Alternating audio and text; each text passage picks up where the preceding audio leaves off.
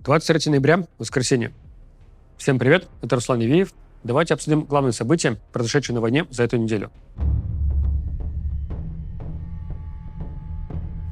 Как и в прошлый раз, я начну с Запорожской области. Неделю назад я рассказал про формирующийся карман вокруг города Гуляйполе. За эти дни ситуация заметно ухудшилась. Российские войска вплотную подошли к восточным границам населенного пункта. Практически захвачены поселки Зеленый Гай и Червонное. Еще не так давно я рассуждал о возможности выстраивания линии обороны по реке Янчур. А теперь российская армия быстро приближается уже к следующей реке – Гайчур. Вроде бы как украинская армия перебросила в подмогу сюда элементы 116-й механизированной бригады и 24-го штурмового батальона Айдара. Но пока остановить продвижение российских сил не удается. Над дорогами в районе Гуляйполя постоянно кружат российские беспилотники и атакуют транспорт. Буквально через одну сводку поймем, насколько продвижение на Запорожье отразилось на статистике по войне. Потому что через одну сводку будет уже декабрь, а значит и свежая статистика от проектов Deep State, Blackbird Group, Сливочный каприз и других. Одним из самых громких фронтовых событий на прошлой неделе было продвижение колонны бронетехники под прикрытием тумана на Новопавловку Днепропетровской области. Тогда пехота успела разбежаться по поселку. И вот теперь кадры ударов украинских дронов на этой неделе показывают, что российская пехота все еще присутствует в Новопавловке. В Покровске российская сторона контролирует большую часть города. Российские штурмовики были замечены на южных окраинах села Ровное. Тем самым можно констатировать, что серая зона полностью сомкнулась. Вот тот разрыв в серой зоне, который можно увидеть, например, на картах Deep State между Красным Лиманом и северной частью Покровска, можно закрашивать серым цветом. Знаете, я на днях параллельно с работой смотрел прямой эфир канала Breakfast Show, где в тот момент шла военная сводка Юрия Федорова. И я обратил внимание, как в чате трансляции кто-то написал что-то в духе «Вот, Оливиев говорил, Покровск захватят быстро. Тоже мне аналитик». И такие комментарии показывают, насколько люди необучаемы. Вот то, что в Покровске и Мирнограде все еще присутствуют украинские войска, это хорошо или плохо для Украины? И многие скажут, что, конечно же, хорошо. Это показывает, что ВСУ могут держать позиции, оборонять территорию и так далее. Так вот нет, это плохо. Даже не какие-то соревнования, кто дольше простоит на такой-то территории. Вы не понимаете, что за этим стоит, какой ценой это дается. Держать позиции в Мирнограде и держать позиции в каком-нибудь Шевченко – это не одно и то же. Первое приносит намного больше потерь и более тяжелые по последствиям. При этом никакого преимущества по войне удержание позиций в Мирнограде не дает. Это разве что тешит самолюбие таких вот комментаторов. Ценой жизни солдат. А ведь даже Зеленский признавал, что неправильно терять жизни солдат ради руин. Я говорил в своей сводке, что украинскому командованию следовало воспользоваться туманом не для того, чтобы подвести снабжение своим солдатам в Покровске и Мирнограде, а для того, чтобы их оттуда безопасно вывести. Даже украинские военные, исследователи и журналисты тоже уже давно пишут, что оттуда пора уходить. Так что все эти язвительные комментарии неуместны. Тем более, что я не говорил, что Покровск быстро захватят. В самом Мирнограде российские военные присутствуют как минимум на его южных окраинах. А вот на направлении бывшего Добропольского прорыва российские военные продвинулись в районе сел Панковка и Владимировка, а также продвинулись в сторону Софиевки. И также украинские источники пишут, что российские штурмовики накапливаются в поселке Шахово. По соседям Константиновского направлении особых изменений нет. Но я отмечу заявление нового начальника группировки войск «Юг» генерала Сергея Медведева, который сказал, что Константиновку планируют захватить до конца декабря. Лично мне довольно-таки очевидно, что за такой короткий срок этого сделать не удастся. Зато это даст возможность украинским чиновникам заявить в январе, что планы противника по захвату Константиновки были сорваны. Тем более, что настает зима, а значит, темп боевых действий будет падать. Каждую зиму мы отмечаем, что резко падает количество применяемых авиабомб. Это заметно и по нашей статистике обстрелов. Стабильно каждую зиму становится заметно меньше погибших и раненых гражданских в результате обстрелов. Это может показаться неочевидным, тем более, когда сталкиваешься с такими ударами, как по Тернополю. Но цифры по каждому месяцу налицо. В своей сводке на нашем собственном YouTube-канале я задавался вопросом. Интересно, с чем это связано? И вот после этого я пообщался с военным аналитиком Майклом Кофманом, и он объяснил мне, что российские военные пилоты не особо любят летать по приборам, а полет в темное время суток – это полет по приборам. Зимой же световой день заметно короче, плюс чаще туман, облачность. Поэтому меньше вылетов, а значит и меньше количество применяемых авиабомб. Честно говоря, это стало для меня открытием. Я сам не пилот, по крайней мере пока что, но эту сферу активно изучаю и знаю, что полет по приборам – это базовая дисциплина. Даже в простейшей лицензии частного пилота есть обязательное изучение инструментальных навыков. Да, это не совсем полет по приборам, но это база. И да, я знаю, что полет по приборам – это отдельный допуск, и не все частные пилоты его получают. Ну, например, на коммерческих авиалиниях без этого допуска не берут. Казалось бы, а уж в военной авиации должны уметь летать чуть ли не с закрытыми глазами. Но нет, не любят такие сложности. Помимо того, что это отражается на количестве погибших и раненых гражданских, это будет отражаться и на ходе боевых действий. Потому что авиабомбы применяют для ударов по позициям украинских дроноводов, отработки по лесопосадкам и жилым зданиям. Без такого массивного прикрытия пехоте будет заметно сложнее продвигаться по земле. И, как следствие, замедление боевых действий. Поэтому до конца декабря Константиновку не захватят. Я уверен. Начались бои за город Северск. Несколько раз на этой неделе отмечалось присутствие российской пехоты на южных окраинах города. Причем украинский мониторинговый проект Deep State на картах рисует такой отросток серой зоны со стороны поселка Выемка в сторону Северска.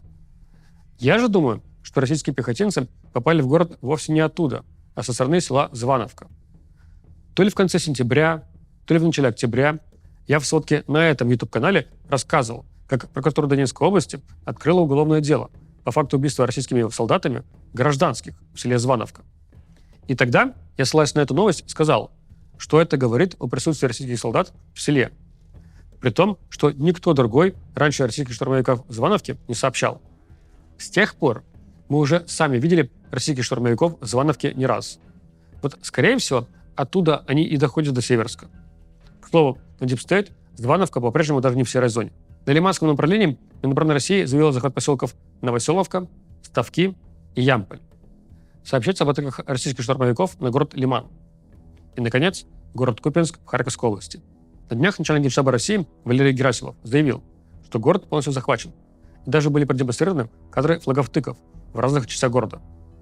Вот только проблема в том, что большая часть этих флагов-тыков произошла на правобережной, то есть западной части Купянска. А вот на левобережной, то есть восточной части Купянска, в эти же самые дни отмечалось присутствие украинских солдат. Так что нет, Купянск не захвачен. Опять враги подсунули Герасимову фейковые карты. Есть у меня предположение, что поскольку близится конец года, то военачальники тоже стараются показать отчетность получше. Поэтому наверняка за оставшиеся 1,5 месяца мы встретим еще немало опережающих время заявлений. В среду российские войска нанесли массированный ракетный удар по городу Тернополь. Одной из целей был завод «Орион», производящий различное военное оборудование. Сначала про него писали, что он давно закрылся и не работает. Но потом появилось видео с выставки в Киеве пару месяцев назад, где была представлена продукция этого завода. Одна из ракет, выпущенных по заводу, попала в жилой дом рядом, а еще одна – во двор другого жилого дома. У ракет есть такая характеристика, называется она КВО – коэффициент вероятного отклонения. Некоторые неправильно полагают, что это значение показывает, насколько максимум ракета может отклониться. Нет. У ракет Х-101, пущенных по Тернополю, этот коэффициент составляет десятки метров. Это не значит, что ракета Х-101 может отклониться от цели максимум на десятки метров. Это значит, что половина пущенных ракет упадет в радиусе десятков метров от цели. Остальные могут отклониться еще дальше. Многие обратили внимание на видео попадания ракеты по жилому дому. На кадрах видно, как ракета выпускает тепловые ловушки, а также слышен звук работы ее двигателя. И почему-то многие из этого сделали вывод, что это говорит о том, что ракета не перехватывалась системой противовоздушной обороны. Ракеты-перехватчики систем ПВО, как правило, не кинетические. То есть они перехватывают вражескую ракету не путем того, что врезаются в нее. Вместо этого они рассчитывают, в какую точку нужно прилететь и взорваться, чтобы образовалось облако поражающих элементов, в которое влетит вражеская ракета. При этом расчеты могут подвести, и поражающие элементы только частично заденут вражескую ракету. То есть повредят ее, но не уничтожат. В таком случае ракета может продолжить полет, ее двигатель будет продолжать работу, а она сама отстреливать тепловые ловушки. Тем не менее, Я тоже считаю, что ракета Х-101, попавшая по жилому дому в Тернополе, не подвергалась воздействию ПВО. Потому что мы видим ее стабильный прямолинейный полет. Если же она была бы перехвачена, то она как минимум летела бы нестабильно из-за поврежденных управляющих конструкций, а как максимум взорвалась бы в точке перехвата. Учитывая, что большинство ракет попали по заводу «Орион», я не думаю, что российская армия специально целилась в жилой дом. Является ли такой удар военным преступлением? Даже учитывая, что завод «Орион», судя по всему, является легитимной целью, я все же склоняюсь к тому, что этот удар является военным преступлением с точки зрения международного гуманитарного права. В частности, говоря формулировками из международного гуманитарного права, для меня вот здесь возникает вопрос полученного Россией вследствие этого удара военного преимущества, а также соразмерности ущерба.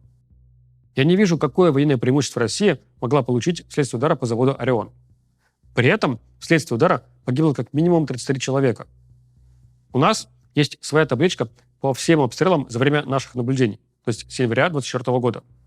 И удар по Тернополю теперь занимает в ней 3-ю строчку. Больше было только при ударе по Киеву в июле прошлого года, когда погибло 34 человека, и при ударе по Сумам в апреле этого года, когда погибло 35 человек. Ракеты Х-101 применяются в России очень часто. Соответственно, у Минобороны России точно есть накопленная по ним практика и статистика. А значит, они должны были понимать, какие территории, районы, постройки рискуют попасть под удар, когда целью является завод «Орион».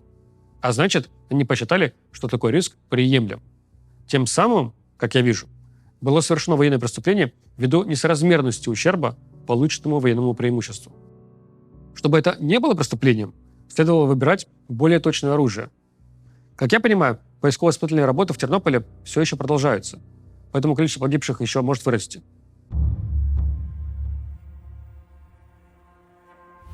Во вторник украинские силы запустили в сторону Воронежа американские ракеты «Атакамс». Предположительно, целью был военный полигон Погонова, который нашей команде хорошо знаком. Но в 2021 году много информации собирали по нему, когда Россия еще только готовилась начать полномасштабную войну и стягивала войска ближе к границе. Минобороны России заявила, что пущенные ракеты были перехвачены. Также в сети появились фотографии обломков ракеты «Атакамс» в лесистой местности. Но некоторые сомневаются, что это фотографии именно с этого удара. Это уже далеко не первая атака ракетами «Атакамс» по России. Первая была в ноябре прошлого года по базе материально-технического обеспечения в Брянской области. Затем, в декабре прошлого года, ударили по аэродрому Халина в Курской области. Затем, тоже в декабре прошлого года, ударили по аэродрому Таганрога в Ростовской области.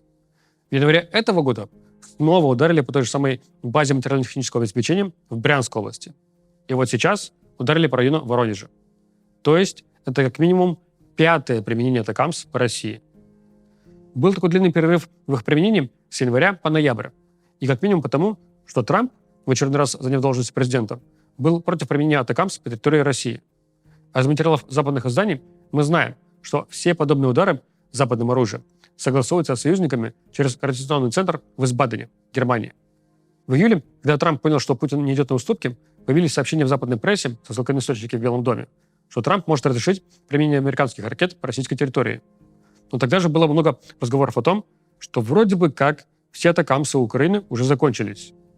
Собственно, и эти пущенные по Воронежу «Атакамсы» мы тоже не знаем, откуда они, когда были поставлены, в рамках какого механизма.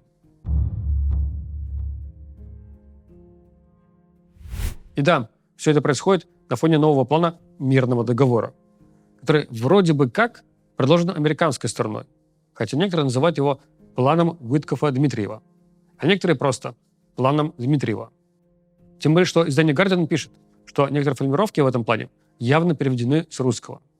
Лично я больше всего опешил с того, что американская сторона хочет после заключения мирного договора направить арестованные в Европе российские активы на финансирование американских проектов по восстановлению Украины. И при этом Америка хочет забирать половину прибыли с этих проектов. Вот это губа не дура. Вот это предпринимательская жилка. Не я один опешил с этого. Многие европейские чиновники в бешенстве. Они-то не первый месяц пытаются изъять эти средства, чтобы они стали залогом репарационного кредита. При этом риски по кредиту они готовы страховать своими бюджетами. А тут Америка, получается, ничем не рискует, еще и половину прибыли отбирает. А в случае чего платить Европе. Это, конечно, сильно вредит процессу согласования репарационного кредита в Европе, потому что пугает европейских политиков. Понятное дело, что такой план точно не примут, и война точно не закончится в этом году.